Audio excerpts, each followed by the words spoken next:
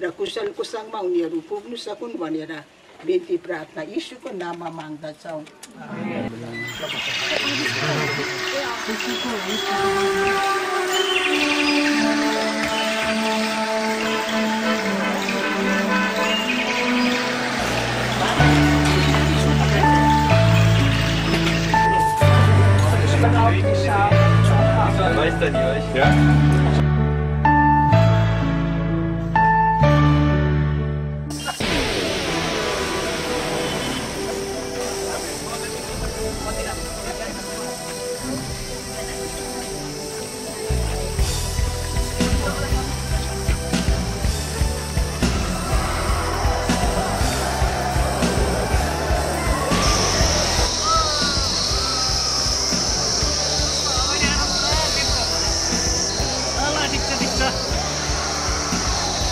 सुरुवात भर्खर भएको छ हिँडाइको।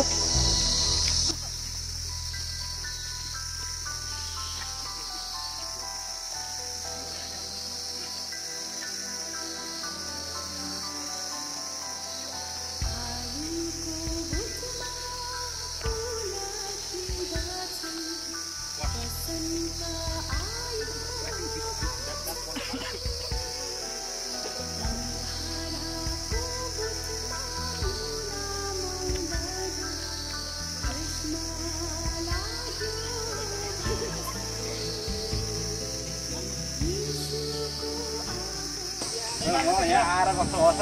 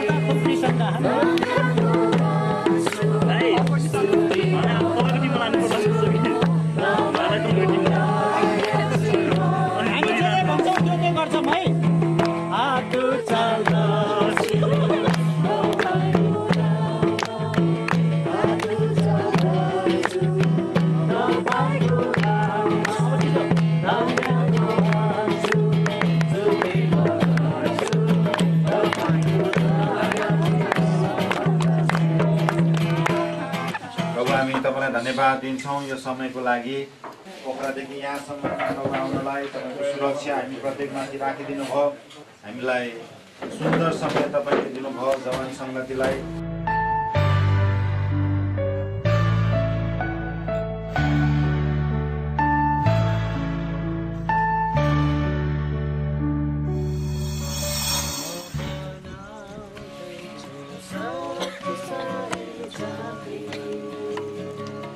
जसले गर्नेछ मेरो स्तुति मेरो आत्मा मानेछ यो देशमा। यसरी तपाईँहरूको बिचमा वचनबाट छोटो समय भए पनि बोल्ने मौका तपाईँ जवान समितिले दिनुभयो। यसको लागि जवान समितिका हाम्रा साथीभाइहरूलाई धन्यवाद दिन चाहन्छु। म यो फिलिपीको 3, 12, 13 र 14 पावलले त्यही भन्दछन्। आज साँच्चै नै जब तपाईँ र मेरो कार्यतिर अगाडि बढ्छौँ, तपाईँ र मेरो गोल, तपाईँ र मेरो भिजनतिर अगाडि बढ्छौँ भने प्रभु येशू ख्रीष्ट प्रसन्न हुनुहुन्छ। आज तपाईँ र मैले यो देश चलाउने, तपाईँ र मैले यो मण्डली चलाउने, तपाईँ र मैले धेरै कुराहरू गर्नु छ। आज धेरै अरू कुरामा हामी नभुलौँ, अरू कुराहरूमा व्यर्थै समय हामीले नफालौँ, तर तपाईँ र म लक्ष्य पुरा गर्नलाई समय बिताउँ। अनि त्यो चाहिँ परमेश्वरले चाहनुहुन्छ। त्यसैको निम्ति तपाईँ र म बोलाइएका हौँ, त्यसैको निम्ति तपाईँ र मलाई परमेश्वरले चुन्नु भएको हो। प्रार्थना गरौँ, प्रभु त्यो मन हामीलाई पनि दिनुहोस्, त्यो ज्ञान, त्यो बुद्धि दिनुहोस् भनेर प्रार्थना गरौँ। परमेश्वरले हामी सबैलाई आशिष दिनुभएको छ। धन्यवाद। सृष्टिको उद्गम सृष्टिमा मानव तपाईँले बनाउनुभयो, आफ्नै स्वरूपमा सृजिएर आफ्नै आकार बगाएर हामीलाई बचाउनुभयो, हामीलाई बचाउनुभयो। अर्को कुनै विषयहरू गर्न सक्छौँ? अब जस्तै हामी कहिले कहिले हिँडिरहेको हुन्छ अनि कुनै स्ट्रेन्जर आउँछ, बाटो छेक्छ, यस्तो गर्छ, अनि त्यस्तो बेला चाहिँ तपाईँहरूको opinion how should be react? गिजाउने सम्बन्धमा चाहिँ ड्रेसले गर्दाखेरि अलि बढी प्रभाव पार्छ क्या। तपाईँ र मैले लगाएको ड्रेस चाहिँ अलि भद्र छैन भनेदेखि तपाईँ र मलाई समस्या आउन सक्छ। पहिलो कुरा त त्यही नै हो। दोस्रो कुरा चाहिँ यदि कसैले त्यो रियाक्ट गर्छ भने सामान्यतया व्यक्ति भनौँ न समूह हेर्न राम्रो हुन्छ। किनभने तपाईँ 4-5जना 5-7जना केटाहरू छ, तपाईँ गएर जतिसुकै कराए पनि लडे पनि हात हतियार लिएर गए पनि तपाईँले जित्नेवाला छैन। त्यो झगडा गर्ने गर्ने नियतले होइन, तर अवेर पनि हुनुपर्छ हामी। अनि यो चाहिँ बिलिभको कुराहरू पनि हो होइन, प्रभुले हामीलाई प्रोटेक्सन गरिराख्नुहुन्छ। कतिचोटि हामीले थाहा नै पाउँदैनौँ त्यो कुराहरू, अनि कतिचोटि हामी आशिष पनि बाँड्छौँ है, त्यहीँ एक्सिडेन्ट भएको म बचेको, यस्तो कुराहरू पनि छ होइन। त्यो भएर परमेश्वरको भनौँ न प्रोटेक्सन र हाम्रो अवेरनेस जति हामीलाई ज्ञान बुद्धि विवेकले भ्याउँछ, हामीले त्यो आफूलाई पनि अवेर गर्नुपर्छ। हामी जब युथ हुन्छौँ, जवान हुन्छौँ, हाम्रो लागि मुभमेन्ट नै एकदम स्पेसल हुन्छ क्या। अनि जवान यदि हामी आफूलाई परमेश्वरको छोराछोरी ठान्छौँ भने चाहिँ प्लिज इग्नोर यो डिजायर चाहिँ, आफ्नो डिजायरहरू चाहिँ इग्नोर गरेर सिक्नुहोस्। कतिचोटि यो कुराहरूले नै शैतानबाट परीक्षा आइरहेको हुन्छ।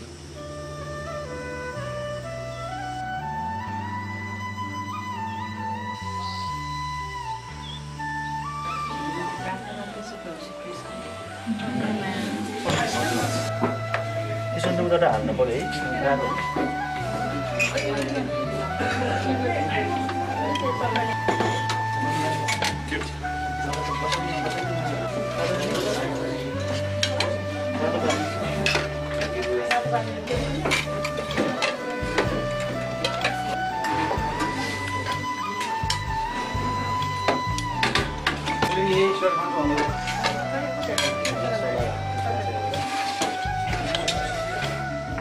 म अनुरोध गर्छु हाम्रो आदरणीय दाजु धनबाड दाजुलाई आजको हिजोको बसाइको लागि धन्यवाद र आजको यात्राको लागि पनि प्रभुमा आउनु हामी प्रार्थना गरौँ। हामीहरूका महाजीवको परमेश्वर पिता, हामी तपाईँलाई धन्यवाद चढाउँछौँ, तपाईँलाई धन्यवाद दिन्छौँ। अनि आज रातभरि हरेक कुरामा सुरक्षा राख्नुभयो, तपाईँको अगुवाईमा तपाईँको छत्र छायामा हामीलाई राखिदिनु भयो, हामी तपाईँलाई धन्यवाद चढाउँछौँ। धन्यवाद सबै कुरा यीशु प्रभुको नाममा।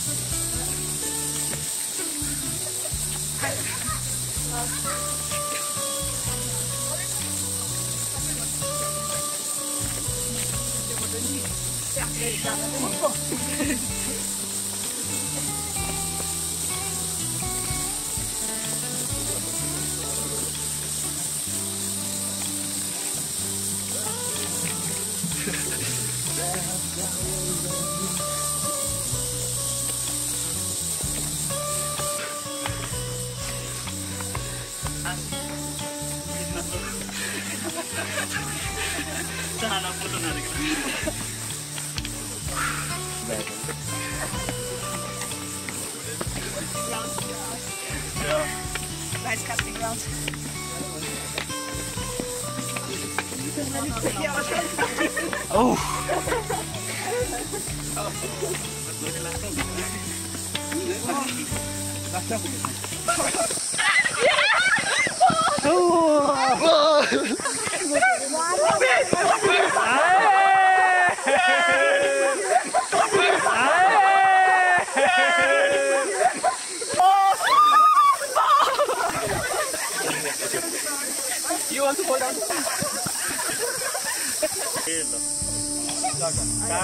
हिसाब एउटा नानीको दुईटा गरेर हिसाब एउटा दुईटाको एउटा भयो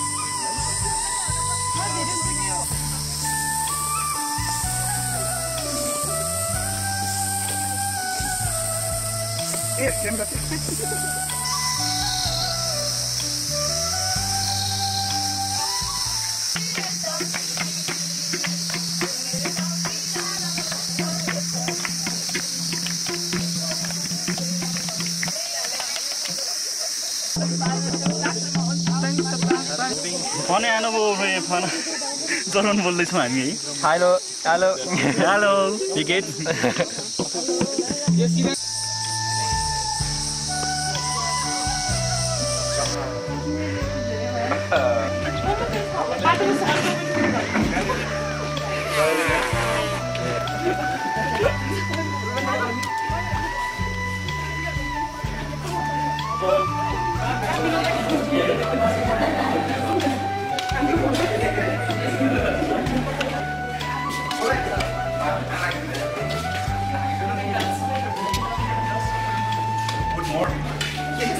Come back again.